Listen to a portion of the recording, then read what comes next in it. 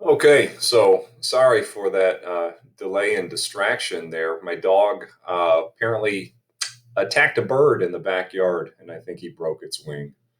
So we had to deal with that. That was fun, and my naughty dog attacked a bird. Yeah, so I'm not going to provide any pictures of that. Sorry, a little traumatizing for Matthew too. Anyway, back to this. Hey, technology's a thing in the 1980s. You've got computers and the internet. Think how that changes things. So that possibly is part of your essay this Friday. I think you have one technological innovation. I think without a doubt, the cell phone, the computer, the internet. Those are all possibilities for you. But just drop a few names: Bill Gates, Steve Jobs, Wozniak, Apple, Microsoft, still influencing us today. New president. This was Reagan's vice president, George H.W. Bush. So I think you guys probably know a little bit about him since he lived in Houston for kind of his post presidency. But he's going to win this election. There was a little bit of doubt at first until a couple things totally sunk the Democrat Michael Dukakis. I would say the biggest was this Willie Horton ad when he was governor of Massachusetts. They had like a furlough program where if you were a prisoner, you could get out for the weekends. And Willie Horton, when he was out on a weekend pass, killed somebody. And that became like, oh, Democrats are weak on crime. Dukakis, you can't control your people in Massachusetts. And they say this ad was one of the most influential attack ads ever. And then there was this picture where they said he looked funny in a tank with kind of an oversized helmet, where, oh, that's the commander in chief. So he was actually leading in the polls prior to these two things happening. So Dukakis loses, George H.W. Bush wins. And this is going to be his big campaign pledge: read my lips, no new taxes. He probably says it 100 times: read my lips, no new taxes. Read my lips, no new taxes. Uh-oh, guess what he does during his presidency? He raised taxes. As a result, the Republican Party is going to split. How well do you do when the Republican Party splits? Well, you had an anti-tax wing and the George H.W. Bush wing. Two candidates are put up in 1992, split the vote, will allow Bill Clinton to win in 92. So he kind of backtracks on this because he wanted to balance the budget. Why does he have to raise taxes? Why does he have to balance the budget? He goes to war.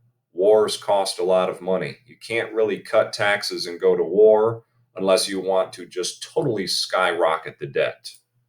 Here's his war, the Persian Gulf War. Iraq invades Kuwait. This is Saddam Hussein. We basically stage like, hey, get out. We send a bunch of people under General Norman Schwarzkopf. We send him over to Saudi Arabia, and we're saying, get out, get out, get out. He doesn't get out. Then in like 100 hours, we totally dominate. Operation Desert Storm, we liberate Kuwait. But here's the kicker, and you guys are probably thinking, hey, wait, aren't we still in like the Middle East today? Don't we still have troops in Iraq today? Yes, but the major difference on this one, all we did is liberate Kuwait. We don't go into Baghdad. We don't go in to try to topple him. We let him stay in power. So just kind of think that it is a major problem to overthrow and to get in and to fight street by street rather than simply, liberate Kuwait. We're still dealing with the aftermath of his collapse. So that's kind of a contemporary issue. But this one was domination, liberating Kuwait. Wow, look at those numbers. I don't want that. Anyway, communism will collapse with the fall of the Berlin Wall. It's, the symbol of the Eastern Bloc, the Iron Curtain, so to speak. And just kind of understand, when the Berlin Wall falls in 1989, everyone is celebrating this, and the entire Cold War will essentially be over by 1991 with the collapse of the Soviet Union. They say that Ronald Reagan's pressure did a lot to collapse it, but it was also a long-term effect of containment. If you understand, containment eventually did work, and the communist socialist regime couldn't sustain itself. This was kind of a symbol of the collapse here. So, hey, Berlin Wall goes down. You can buy pieces of the Berlin Wall on eBay, interestingly enough. And you can see that a bunch of countries start to kind of liberate, become independent. The Baltic countries will, democratic elections everywhere. The end of that Soviet domination by the late 80s, early 90s. Here's 1992. Bill Clinton is going to win. And I kind of mentioned the read my lips, no new taxes thing. Well, there's your kind of Republican guy. He was like a no tax Republican who didn't like the fact that Bush backtracked on that promise. So he enters the election, and they say a lot of his 18.8% came from the Republican Party. As a result, Bill Clinton's winning with 42.9%. Interesting look of the political map here. Bill Clinton was a Democrat, but not a super liberal Democrat. He wanted to be tough on crime and reform welfare. So that would actually appeal to a lot of moderates. And you can see he won some states that definitely don't go Democrat today. So interesting if you look at Bill Clinton's politics. I'll give you just a brief overview, but we're starting to spill into some current events, and that's where I kind of wrap things up. So there's Bill Clinton, Democrat. A few of his accomplishments: he does ban discrimination of gays in the military with a kind of weird don't ask, don't tell policy. He signs into law NAFTA, which you guys might be familiar with. This is free trade between Canada, US, and Mexico. It was enacted during the Bush administration, signed into law in 94, and recently revised under the Trump administration. And gun control will also be signed into law by the president, passed by Congress. This one, I believe, has background checks. So a few notable things passed in the Clinton administration in the 1990s. This is a big one. FMLA, the Family Medical Leave Act. If you have a kid, you don't get fired from your job anymore, is, I guess, the best way that I can explain it. You get some unpaid leave where you can't be fired, where back in the day you could just be fired if you got pregnant or had a kid or wanted to take time off. Now, hey, we're at least on the map here. What do we get? 12 weeks of unpaid leave. So my wife, when we had Matthew, she was able to take 12 weeks of unpaid leave. She could use her sick days, but then, spending those 3 months home with Matthew, didn't get paid for it. Look where we compare to other countries, kind of interesting. France, Germany kind of leading the way. They will pay you to stay home, and then you get to stay home and kind of raise the kid. Are you thinking that's a good deal? Do you like this? Do you like Norway, Sweden? Wow, 40 weeks of paid leave, 45 weeks of unpaid leave. Why does that happen? Are you wondering?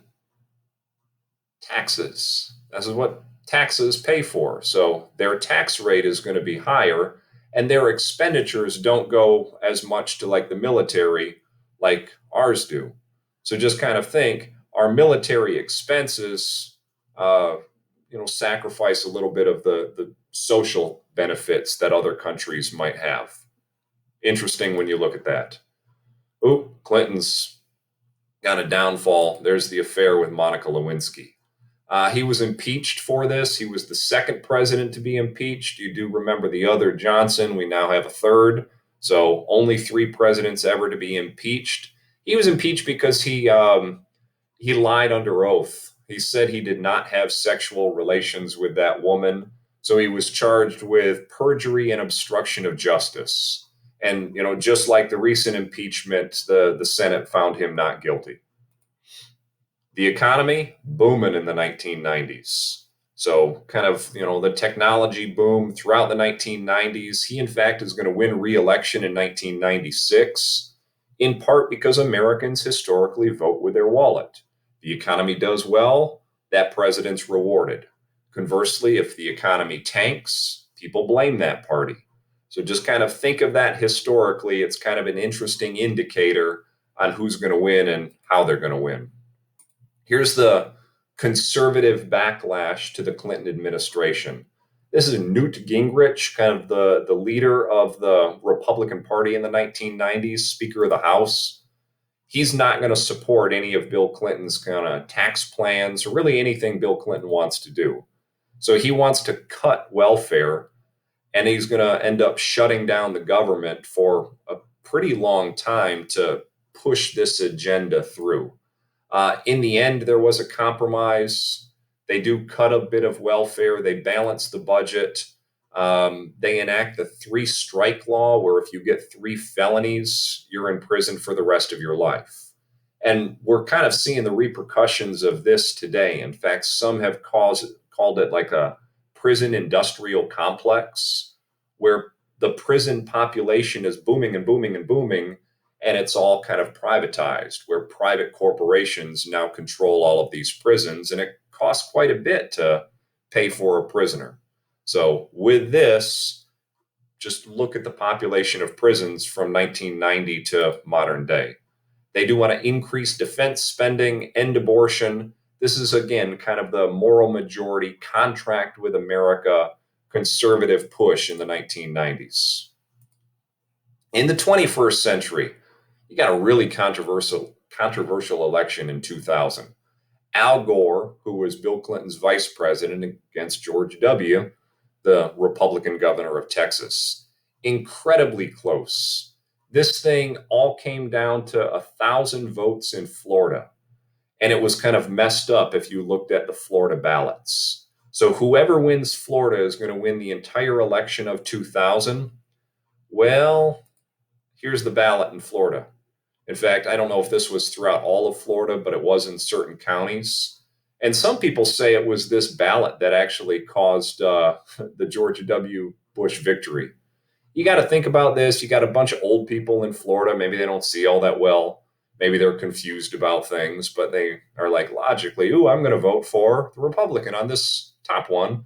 Or no, I'm going to vote for the Democrat on this second one. Well, if you voted on the second one, you just voted for Pat Buchanan. And they say that Pat Buchanan's votes were much higher than every other state because people messed up. Now, again, this thing comes down to less than 1,000 votes. So if it's that close, you have to do a recount. And when they're doing the recount in Florida, people are realizing that, wait a minute, it's not actually like done. And they look for little dimples in the punch card to see if the intent of a voter was to vote for a certain candidate. So they're doing this recount, like, see the little dimple? Like, ooh, they tried to vote for him, but the little punch didn't get through. Maybe they're old and their hands are like shaky and they couldn't get it all the way. So they like tried to vote, but they didn't. They're recounting. And the interesting thing with the recount is Al Gore is gaining. Like it's down to 500 votes. But all of a sudden the Supreme Court stopped the recount and it was done. And then George W. Bush won the thing because he won Florida. And things will change after that. So Al Gore kind of, retreats into isolation a bit. George W. wins this very, very, very controversial election. Watch some stuff on that. There's a million documentaries about it if you're interested. What's Bush going to deal with? Terrorism, of course. This shapes his presidency in our modern day. We are attacked by Al Qaeda on September 11th, 2001. This is Osama bin Laden. Coincidentally, the same guy we helped who fought the Soviets in the 1980s. So there's a lot out there of why they turn their hatred against us. In part, we had some policies in the Middle East that were not beneficial to the Middle East. Think Iran. So Osama bin Laden, he's going to lead this attack. He's going to be protected by the Taliban in Afghanistan, and we're going to attack Afghanistan, and we're still there today. So this war on terror, the Patriot Act, that's going to allow the government to look into your history a bit. If you have some weird web searches, the government can look into you. If you check out some books in the library, the government can look into you.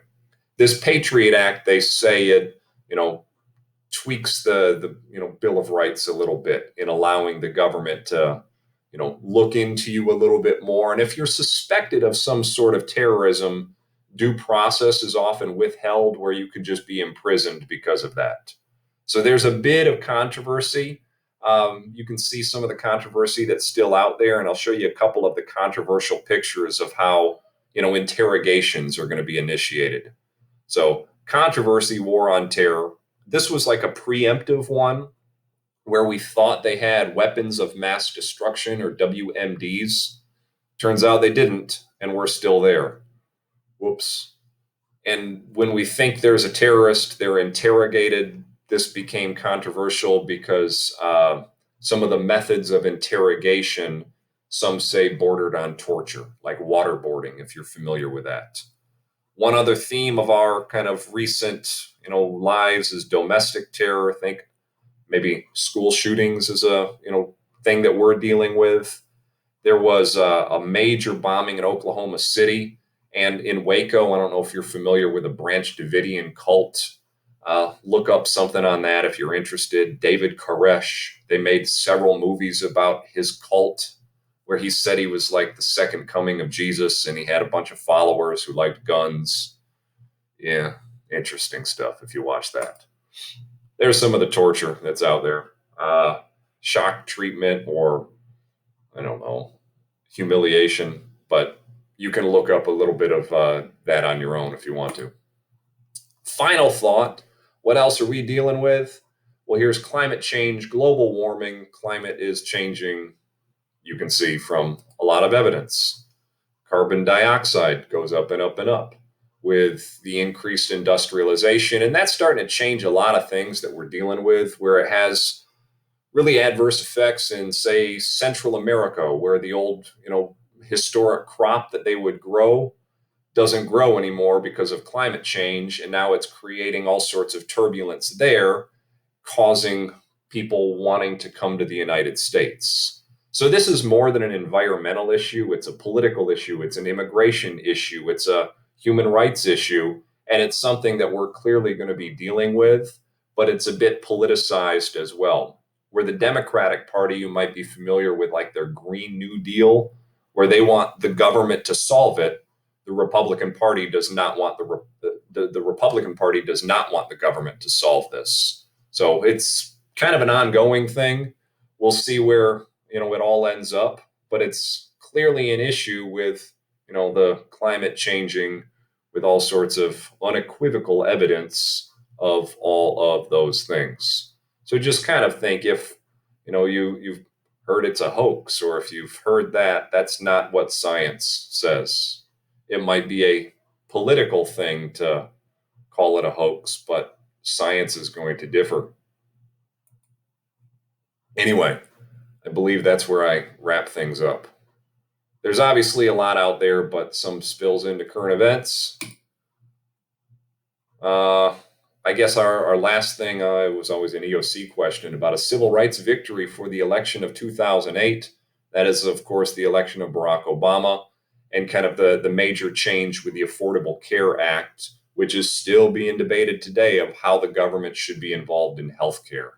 My guess is that will continue to be a big debate in 2020, where you'll see the Democratic Party propose solutions on behalf of the government, where the Republican Party will mainly call for privatization or something like that, or competition. So this gets into an ongoing thing. Keep paying attention to it. It's out there, especially if you're able to vote in 2020. Interesting stuff. I'm done. So watch this, do the video clips, closing questions, final exam due Friday. You guys let me know if you have any questions or concerns. Goodbye.